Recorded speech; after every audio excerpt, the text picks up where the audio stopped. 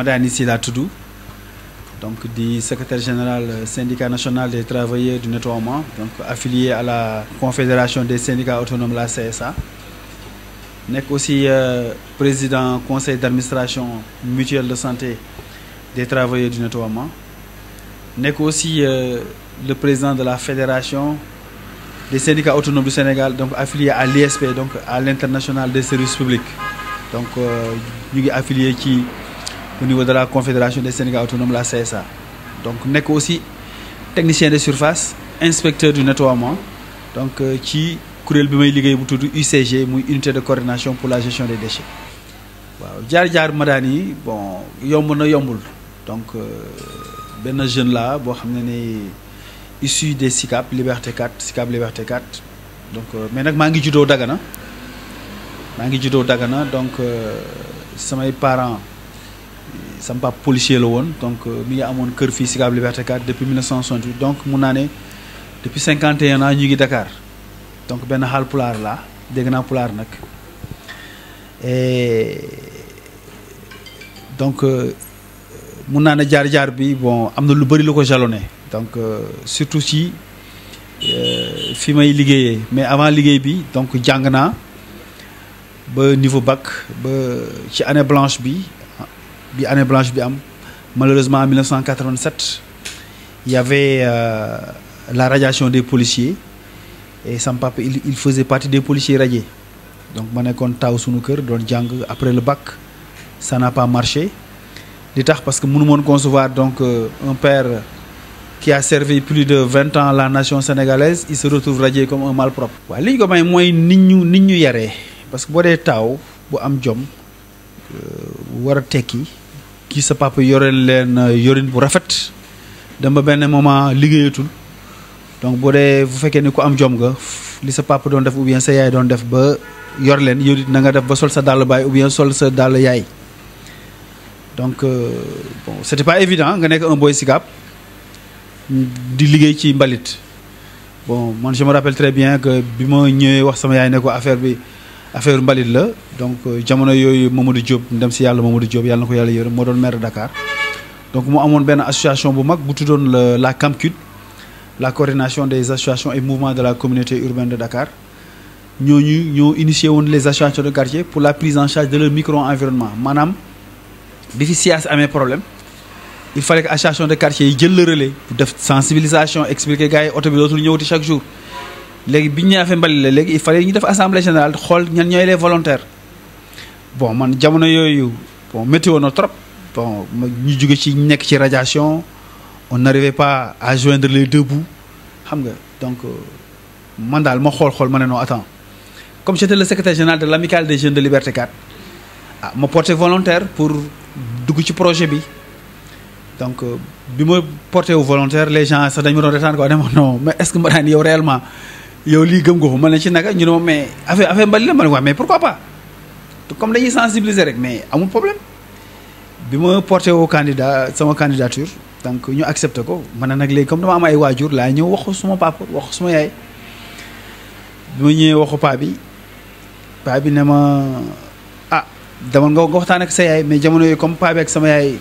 ils étaient divorcés depuis bi ma nekkee xale jamono yooyu sama yaay moom mi ngi sëy côté Jaksaaw yooyu ma dem seeti ko waxtaan ak moom mu ne ma en tout cas boo bëggee def lu ma neex bul bàyyi ma ne ci naka mu ne ma buñ sa teraanga ci la nekk comme boo amee ndigalu waajur rek bul bàyyi sama yaay wax ma loolu ne ma boo bëggee def lu ma neex bul bàyyi waaw nga waxtaan ci sa papa ma ñëw wax paa bi ne ma comme li la sa yaay wax comme d'accord nga ci même soo ñu defalul dara sax na nga mënal sa bopp donc dans un premier temps il fallait faire de la sensibilisation donc c'était pas évident donc dañoo dugg ci quartier yi comme Liberté 4 il y a 984 logements yu fa nekk une population de presque 15 000 habitants il fallait faire le tour du quartier pour expliquer ne oto bi dootul ñëw chaque jour ñetti yoon lay ñëw dans la semaine donc ñu dem ba sensibilisation bi jeex ñu ne léegi laal mbali la ku bëggul bàyyi donc nous n'étions pas préparés jamono yooyu ay camion à ciel ouvert la woon camion 20 mètres cubes la woon y avait pas ces bentasseuses là ci kaw camion bi ngay liggéey amoo prise en charge médicale amoo matériel amoo dara sax yi yéeg sa kaw te dañ doon encagoulé wu ci guddi gi dañ ñëw liggéey bañ suñu coro yi suñu gel yi xamee ñu donc biñ ñëwee ci guddi gi ñu koy def bon li jaaxal gars yi mooy que nit ñi dañ ne waa mais waa Sicap ñoom ñooy def lii li tax Madani di def liggéey bu mel nii te jamono yooyu sunu coro yi sunu mbinaan yi doon ñëwoon tuur mbal mais sunu coro yi ñoo ñëw di tuur mbal mais dañuy xool parce que mais ñii mbir mi jaaxal nañu ba pare nit ñi dañ may woo na ma waa mais pourquoi tu fais ça mais man leen mais man dama ci am ndigal te et puis man su ma amee problème 100 francs du yéen a ma koy may donc il fallait au moins faire quelque chose mais les gens ba tey ils n'en revenaient pas demoon naa sax ba am ñu may qualifié ne oui il est en train de transformer les jeunes de Sicap en fouilleurs de poubelle xam nga oto mbalit nee na pipe ku koy dawal nee na Pape la ñu dégg gars yi dañuy wax du n'importe quoi mais saa yi ma bëggee bàyyi mais su ma bàyyi xel ci li ma sama yaay waxoon rek ma gën a am jom ma ne non du ma bàyyi ñu dem ba benn instant ñu ne ñu léegi affaire amatul liggéey guddi léegi bëccëg ndar kàmb ku bëggul bàyyi foofu mënatoo encagoulé wu foog nga jàkkaarloog nit ñi mais ma takk sama fit su oto bi klaxonné ba nit ñi di tur si mbalit tellement que jalonnement bi da ngay gis nit ñi tax nit ñi xaar parce que ñoom dañoo jàppe woon ay extraterrestres quoi parce que il n'en revenait pas gis ay boy tam ay jeunes di def un métier pareil bon jamono yooyu on n'a pas choisi la clandestinité jëluñu Barça mais nous on a choisi honnêtement de travailler dans les ordres c'était pour leur montrer que ni y a pas de sot métier mais y a de sots hommes jamono yooyu ñu ngi fayee ko 30 000 francs pour nga fayee ko 30 000 francs c'était la croix et la bannière da ngay daw Safa ak Marwa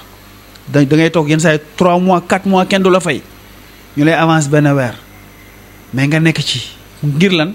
ngir bëgg a tekki mais c'était pour leur montrer que ni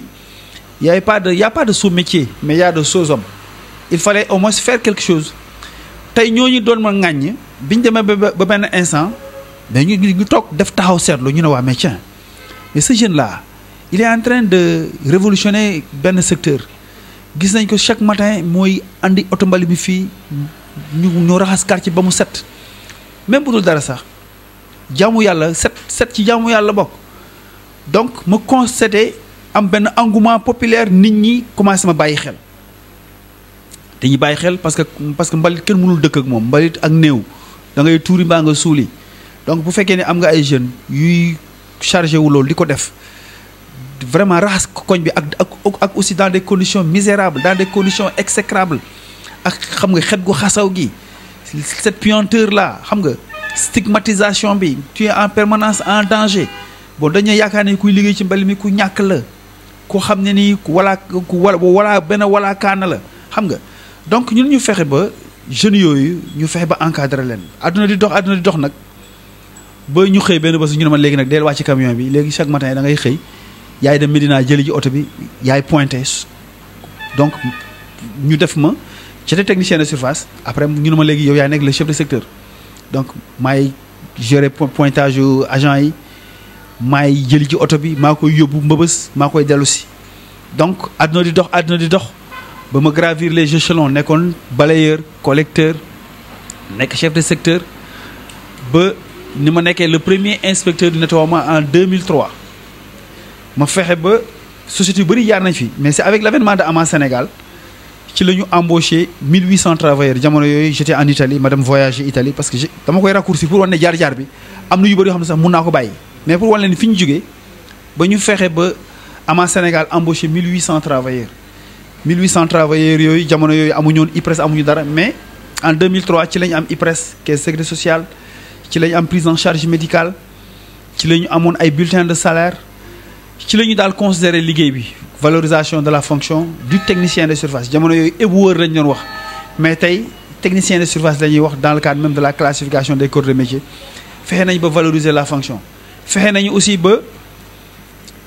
respect ak considération bi war ci technicien de surface jox nañ ko tey boo gisee raaya yi ngay gis nii yëpp nii dem naa ba benn ONG bu tudd le RABEC mooy ONG bi ma njëkk a jox raaya muy le réseau d'association pour le bien-être communautaire def ma citoyen développeur de l'année parce que fexe naa ba ñu embauché 1800 travailleurs ci benn jamono donc adduna di dox club modèle ñëw fii def ma meilleur jeune leader africain travailleur engagé ak raaya daal yu bëri yoo xam ne ñi ngi fii pour wane leen nii lu waaye liggéey moom ngay fayeku donc c'était pour montrer la voie à ces jeunes là que mun nañ tekki ci suñu réew nit ñi ngi def barça di jël gaal yi di dem di tumuranke foofu kenn xamul ban façon liggéey lañ fay liggéey or que tey su fekkee ni par exemple métier bu mel ni nettoiement ñu fay ba embaucher ay travailleurs te yor ci suñuy jabar yor ci suñuy doom fexe ba tey ba am tey une mutuelle de santé des travailleurs du nettoiement bi nga xam ne tey man maay président conseil d'administration bu njëkk ba soo feebaree doo faju soo dee perte nga mais ñu ñëfee avec l'avènement de l'ancien maire de Dakar Pape Diop moom moo ñu jàppale ba ñu taxawal cette mutuelle de santé bi fi Pape Diop jógee Khalifa Sall ñëw may ñu ambulance médicalisée fexe ba réhabiliter tey travailleurs nettoiement tey toogoon nañ fi 3 ans yoo xam ne ni suñu feebaree duñu faju amuñu IPRES amuñu caisse sécurité sociale mais Khalifa Sall ñëw réhabiliter li ñu toog nañ fi 10 ans amuñu ay bulletins de salaire avec l'avènement de l'entente Dakar ci lañ ko amee donc mun naa ne jaar-jaaru Madani dafa guddaay boo xam ne ma synthétiser ko pour wax ni nit lu mu gëmul rek du sotti donc di sant yàlla di wax ni que en tout cas gis nañ ni le soutien des populations mais gis nañ aussi le soutien de la presse aujourd'hui c'est la presse qui a fait de moi ce que je suis devenu aujourd'hui parce que bu fekkee ni yow sa wàllu bopp nekk nga ci benn mbir kenn ràññeewu la kenn xàmmeewu la tu as vécu inutile donc tey gannaaw yàlla ak sunuy ñaanu waajur mais ak aussi sunu gëm sunu bopp nekk ay citoyen modèle wane ni y a pas de sot métier mais il y a de sots hommes. Donc pour wax ni président de la République le 2 avril bi muy prêter serment donc dafa lancer un appel bu solennel di wax ni dafa bëgg zéro déchet nag nit ñi bon ñenn ñi slogan lañ ko jàppee mais ñun nous sommes en phase avec le président de la République te ñu ngi rafetlu loolu mu wax ñun mën nañu wax sax ñun la ko defal parce que rien ne vaut la propreté boo seetloo techniciens de surface ils sont 1600 agents souvent ils sont dans des conditions difficiles nous avons un budget de 17 milliards malheureusement sur les 17 milliards travailleurs amuñu ci sax 3 milliards ñun dañuy wax sax fa la xaalis mbali mi jëm donc su président de la République waxee loolu moi je pense que déjà li ñu war a njëkk a def d'abord mooy valoriser les techniciens de surface d'abord parce que quand on parle de valorisation des déchets faut que nga valoriser ñi nga xam ne ñoo ciy liggéey parce que une mission des moyens ñaareel bi aussi gis nañu suñu ministre de tutelle muy Abdou Karim Fofana depuis bi mu ñëwee li mu njëkk a def muy commencer waxtaan muy seen système boobu doon wax diisoo déglu ak jëf gis nañ ne travailleurs yi impliqué nañ leen ci dans les prises de décision ci maanaam secteur bi parce que li may faral di wax ne sooy def mbir pour man te boole woom ci yaa ngi koy def contre man donc président de la République bu jëlee lu mel noonu devant une vingtaine de chefs d'État wax ni dëkk bi dafa salté man dama ne sax dëkk bi salté wul mais nit ñi ñoo salté yéen nit ñi ñoo salté parce que tey indiscipline notoire caractérisée bi am ci réew mi war naa mun a jóge ci réew mi ñun rek ñi nekk ci nettoiement waru ñoo setal mais population bi produire mbal mi ñoom ñoo ñu war a jàppale parce que tey ñu ngi collecter plus de 2400 tonnes d'ordures par jour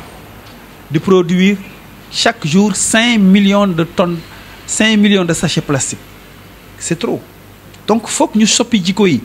foog ñu am un changement de comportement pour mu am zéro déchet nag foog ñu fexe ba nit ñi xam lan mooy zéro déchet d'abord mbir mi c'est en amont et en aval foog aussi ñu pérenniser nos actions dans le temps et dans l'espace à court moyen et long terme donc foog aussi nit ñi jàpp ci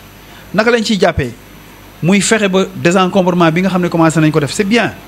il faut désencombrer pour que mu am une fluidité de la circulation ñu benn ñaareel bi aussi foog oto yi tamit am fu ñu jaar pour mbali mi ñu war ko mën a jël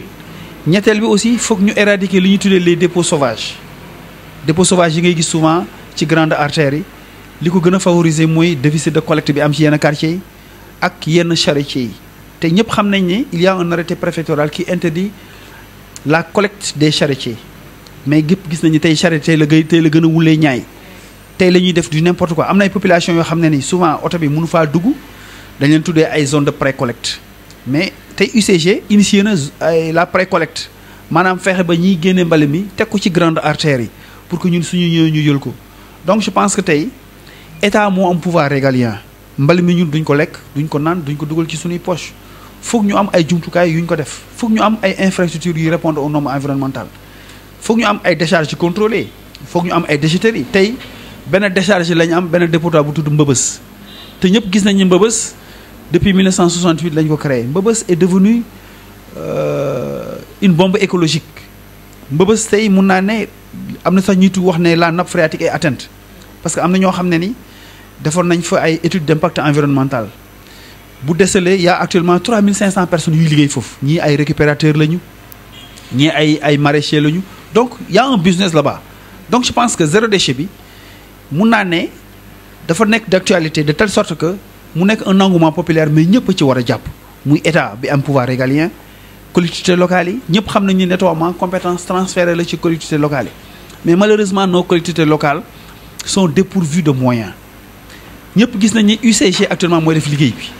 donc bu UCG def liggéey bi en collaboration avec les travailleurs foog aussi ministère bi bàyyi xel ci ñi nga xam ne ñoo koy liggéey pour que zéro déchet boobu nekk un concept en tout cas ñun gis nañ ni état bi bon ñi ngi def ay slogan di dem di ñëw mais liggéeykat yi ba tey ñi ngi xaar parce que ñoom nee nañu lu ñu wax zéro déchet te changé wuñu conditions sociales travailleurs yi le travail là il est voué à l'échec donc li ñu war a njëkk a def mooy fexe ba yokk salaire travailleurs yi mettre leen dans les conditions de performance une mission des moyens pour que vraiment Sénégal jëm kanam Sénégal nag du Dakar kese nos capitales régionales aussi war nañoo mel à l'image de Dakar ñu am ay schéma d'organisation am ay techniciens de surface malgré que fan yi am na un appel d'offre boo xam ne nii lancé nañ ko pour que ñu am ay concessionnaires yoo xam ne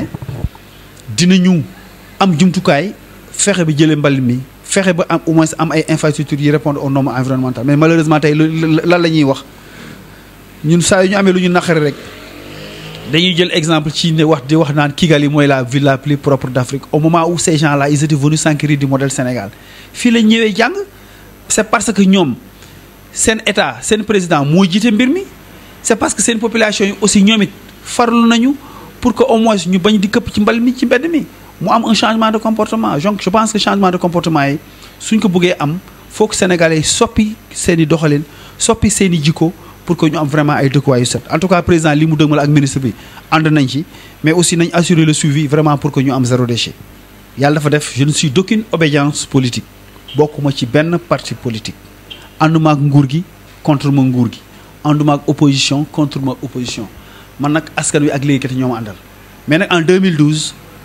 ku tudd Diop Sy li nga xam ne ni honorable député Diop Sy nekkoon responsable convergence patriotique pour la justice et l'équité donc CPJE moo ma dugaloon ci liste nationale en 2012 ba ci la amoon un poste de député ñu bëri nag ñu ngi may wax ne Madani yow tu es un député du peuple parce que li ngay def nii yow défendre liggéeykat yi rek mais askan wi ngay défendre xam nga souvent li tax mënaguñu engagé wu politiquement boo ci duggee souvent duñu xam ndax syndicaliste bi mooy wax ou bien duñu xam ndax politicien bi mooy wax bu yàggee sax dañ naan mais travail di waa ji sax il est devenu un corrompu et mbir mi laal dee la ñàkk laal dee soo ko waxee da ngay dee soo ko waxulee da ngay dee parce que tamit il arrive à un certain moment donné soo waxulee jafe-jafe liggéeykat yi ñu ne jaay na liggéeykat yi nga commencé sànni xeer wax seeni soxla ñu ne c'est un opposant naka ngay def pour mucc mooy que nga constant dans la démarche yàlla suturaal na ma depuis 19 ans bi ma jiitee le syndicat du nettoiement mun naa ne tey je n'ai plus rien à prouver lu dul di prôner un syndicalisme de rupture mais un syndicalisme de concertation de dialogue mais surtout un syndicat de travail mais tey nag suñu secteur dafa am lu ñu tuddee un émiettement du mouvement syndical il y a 7 syndicats dans notre secteur